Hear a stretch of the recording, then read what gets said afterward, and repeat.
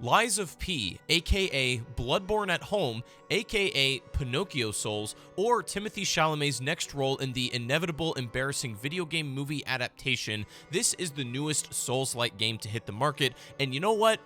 It sucks. Note, this is a lie. Lies of P is actually a surprisingly thoughtful and interesting game developed by Neowiz, who are very clearly inspired by the Soulsborne series. In fact, so much so that in order to talk about it, it's almost required to draw comparisons to a few of those games. While Lies of P on face value really gets compared mostly to Bloodborne, which is, quite possibly one of the most masterfully crafted video games of all time, it's actually more accurate to say that Lies of P takes a lot from Bloodborne for sure, but really a ton from Sekiro as well. And coming from someone who loves the Souls games, well, almost all of them, how well does Lies of P stand up on its own feet and measure against some of those greats?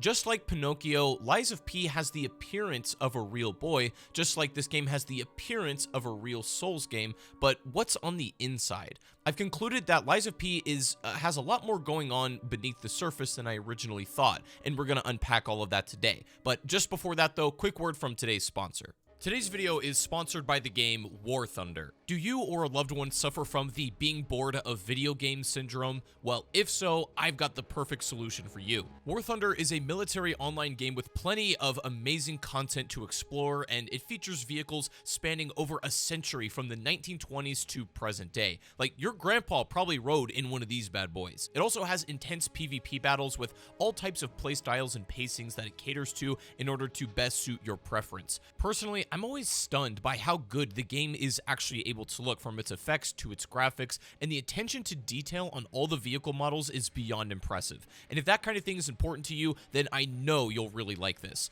Go download War Thunder right now for free today on PC, PlayStation, or Xbox using the link down below, and also new players and returning will get tons of free rewards with multiple premium vehicles. By using my link down in the description, you'll have a ton of fun, so go and check it out and don't hesitate. They say imitation is the highest form of flattery, and I think it's no secret that Lies of P is attempting to emulate Bloodborne. In some ways, Lies of P is the most imitative of that game in terms of its aesthetic, art direction, tone, and style, and, visuals, and even combat systems. But it also lifts a lot of ideas from Sekiro as well, mostly when it comes to its core combat loop.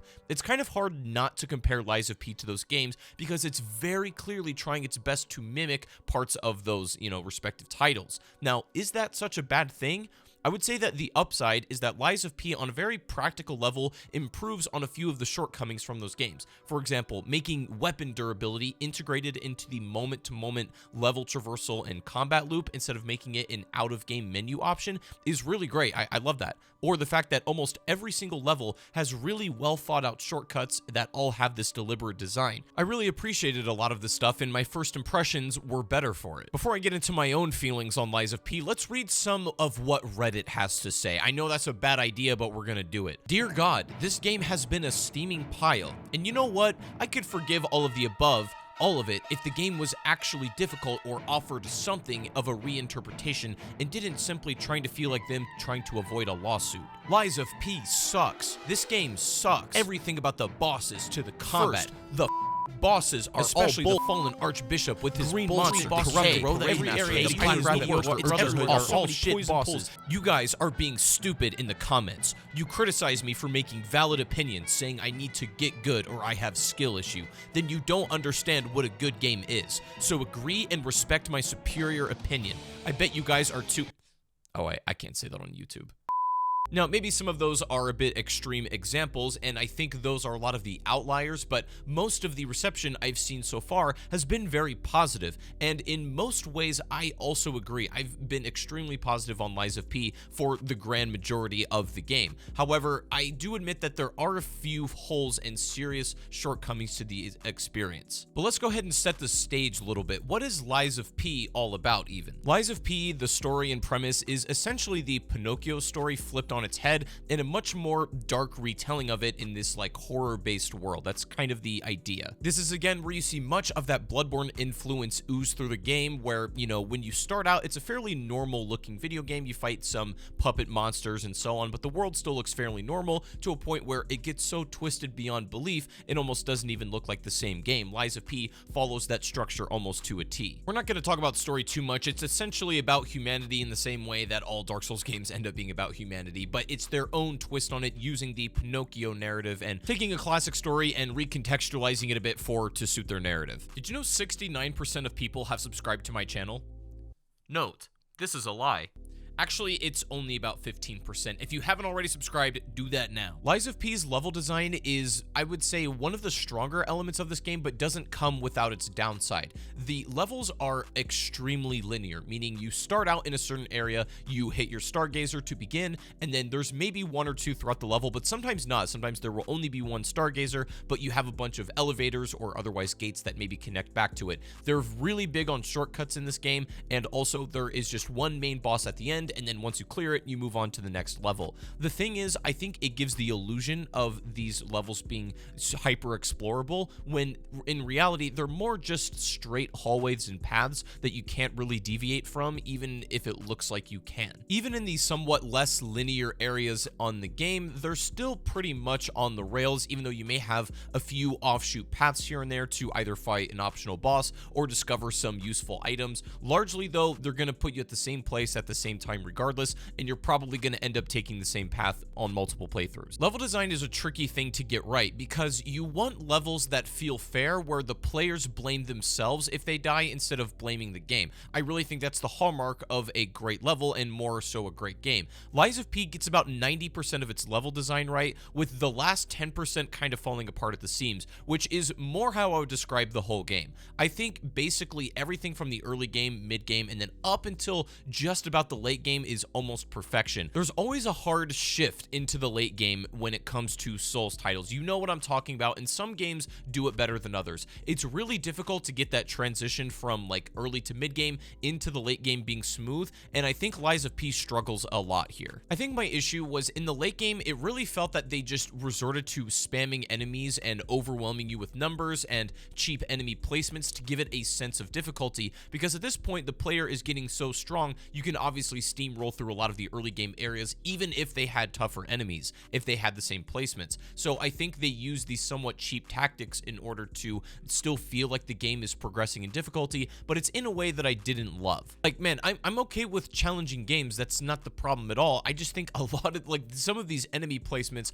are absolutely absurd. And my whole point with this is, I think Lies of P overall has such a strong start, but really falls apart near the end, which is a shame, because I feel like you want to be escalating and the player is enjoying the game more and more as they come to a close, finally ending at a finale. And in this game, it was more like a relief to be done with it. It really whimpers and stumbles over the finish line instead of confidently sprinting through it, unfortunately. We'll come back to that feeling a bit later, but the other main issue I was seeing people have was a problem with the bosses, and in some ways I agree, in some ways not. The bosses are the most contentious aspect of Lies of P, and perhaps the most important element as well, but we have to discuss combat in order to understand the bosses. So the way combat works in Lies of P is basically a cross between Bloodborne and Sekiro. So for example, you have your primary weapon in your right hand that consists of a blade, which is the top half of the weapon, and your handle, which is the bottom half. The top half of the weapon, aka the blade, kind of determines what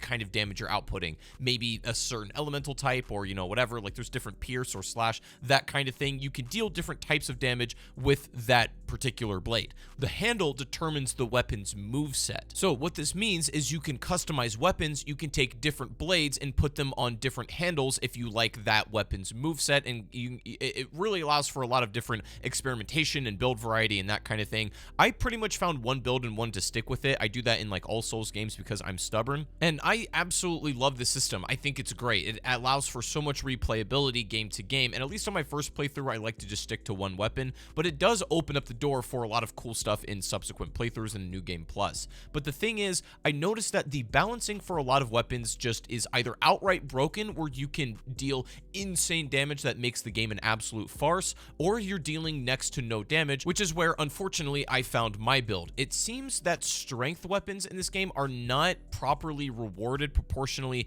to something like dex builds, which in this game is called technique. After my first playthrough, because I don't like to watch any gameplay before I'm done with it, I was watching other people's builds and stuff, and it seems that everyone is in agreement that strength builds are kind of just at a giant disadvantage in this game. You may as well be running something with dex or you know, basically anything else other than strength, because they don't get proportionally rewarded. I was wondering why my weapons were feeling like they were doing no damage, and more so that the boss fights that I was doing was taking so long. And this all intertwines with how bosses work, how they're balanced, and the rest of combat functions. So besides your primary weapon, you have this left prosthetic arm, which is basically identical to the arm from Sekiro, and you can use this as like an additional secondary tool within combat, and it's a bit more specialized than your main weapon. You also have the healing system that is basically identical to Bloodborne, where if you get hit, you have something called guard, and you can get your guard health back by striking the enemy, similar to the parry system. And then, not to get confusing, but then you have the parry system from Sekiro, which is basically like a perfect guard in this game, where you press the button at exactly the right time, where you don't take any damage, but the enemy takes a lot of posture damage and you can break them.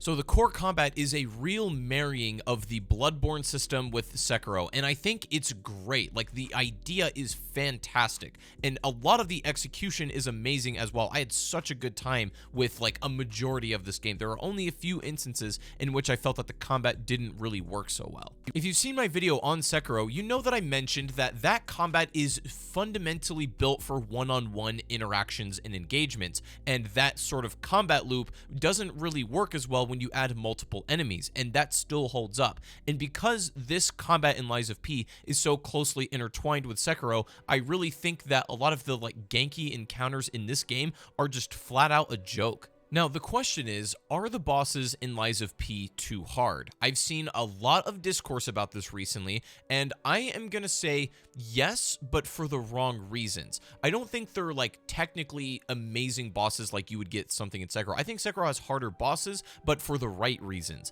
In this game, a lot of the difficulty is due to either insanely inflated HP numbers or very strange animations, and this is not something I've seen talked about a whole lot. I think what makes a lot of the bosses feel difficult and, you know, a little bit challenging is the fact that there's an uncomfortable amount of what I'm going to call gotcha moments in this game, or pranks, if you will. The bosses will wind up for insanely long periods of time, or just like flat out pause their animation just to catch your timing off guard. In Sekiro, I feel like the animations are a little more intuitive, where you kind of get into this more natural rhythm very quickly, where it's hard to put into words, but in this game, you can tell that the animations were designed in a way where there's like this deliberate rhythm that is just meant to be a little off so that you can't like intuitively respond to it on your first try. This game is very similar to Sekiro, where it's unlikely you're going to beat a boss on your first attempt because you need to learn the moveset in some real sense. I've also seen a lot of people say that the parry timing window is too small,